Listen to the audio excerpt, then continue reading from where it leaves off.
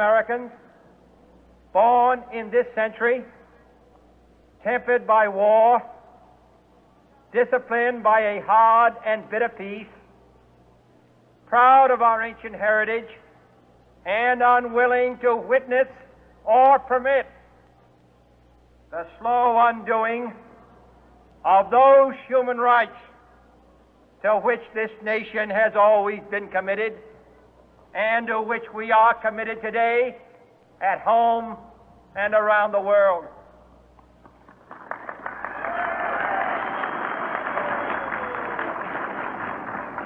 Let every nation know, whether it wishes us well or ill, that we shall pay any price, bear any burden, meet any hardship, support any friend, oppose any foe to assure the survival and the success of liberty.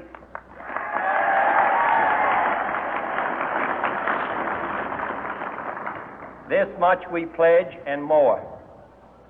To those old allies whose cultural and spiritual origins we share, we pledge the loyalty of faithful friends. United, there is little we cannot do in a host of cooperative ventures. Divided, there is little we can do, for we dare not meet a powerful challenge at odds and split asunder. To those new states whom we welcome to the ranks of the free, we pledge our word that one form of colonial control shall not have passed away merely to be replaced by a far more iron tyranny. We shall not always expect to find them supporting our view, but we shall always hope to find them strongly supporting their own freedom, and to remember that in the past, those who foolishly sought power by riding the back of the tiger ended up inside.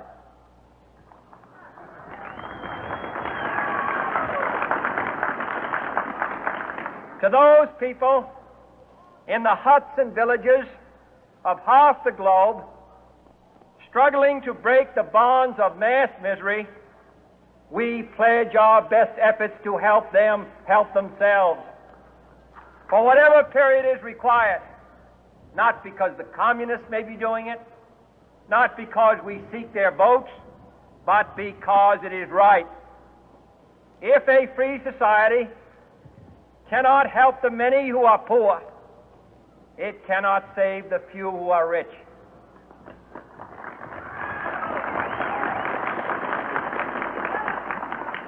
To our sister republics south of our border, we offer a special pledge to convert our good words into good deeds in a new alliance for progress, to assist free men and free governments in casting off the chains of poverty. But this peaceful revolution of hope cannot become the prey of hostile powers. Let all our neighbors know that we shall join with them to oppose aggression or subversion anywhere in the Americas. And let every other power know that this hemisphere intends to remain the master of its own house.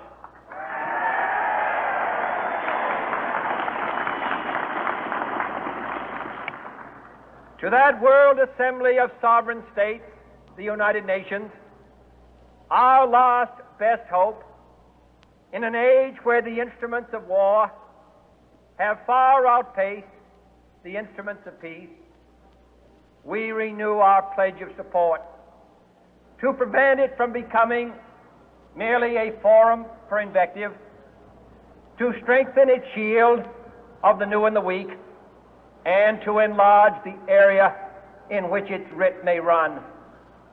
Finally, to those nations who would make themselves our adversary, we offer not a pledge, but a request that both sides begin anew the quest for peace. before the dark powers of destruction unleashed by science engulf all humanity in planned or accidental self-destruction.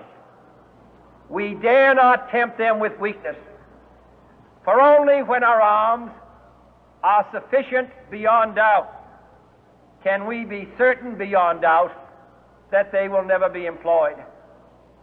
But neither can two great and powerful groups of nations take comfort from our present course, both sides overburdened by the cost of modern weapons, both rightly alarmed by the steady spread of the deadly atom, yet both racing to alter that uncertain balance of terror that stays the hand of mankind's final war.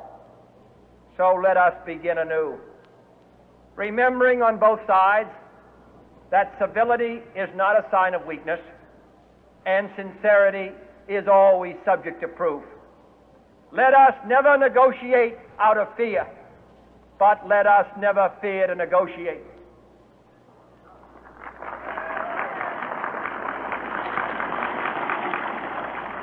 Let both sides explore what problems unite us, instead of belaboring those problems which divide us.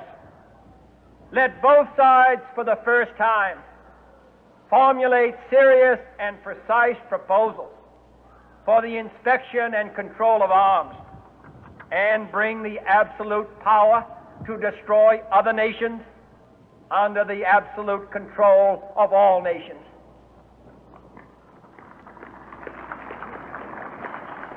Let both sides seek to invoke the wonders of science instead of its terrors. Together, let us explore the stars, conquer the deserts, eradicate disease, tap the ocean depths, and encourage the arts and commerce. Let both sides unite to heed in all corners of the earth the command of Isaiah to undo the heavy burden and let the oppressed go free. And if a beachhead of cooperation may push back the jungle of suspicion, let both sides join in creating a new endeavor, not a new balance of power, but a new world of law, where the strong are just and the weak secure and the peace preserved. All this will not be finished in the first 100 days, nor will it be finished in the first 1,000 days, nor in the life of this administration, nor even perhaps in our lifetime on this planet. But let us begin.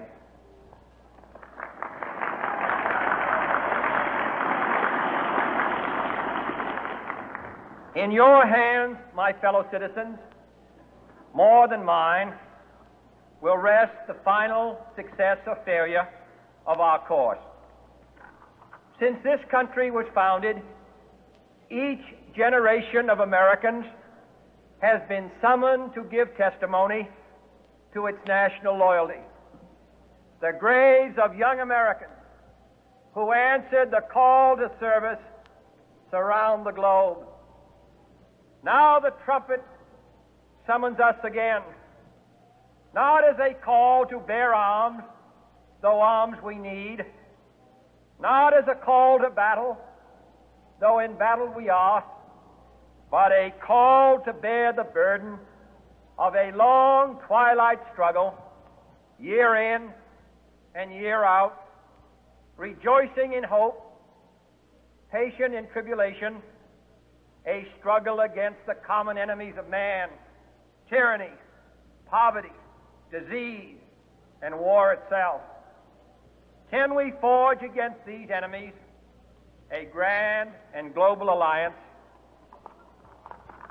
north and south, east and west, that can assure a more fruitful life for all mankind? Will you join in that historic effort?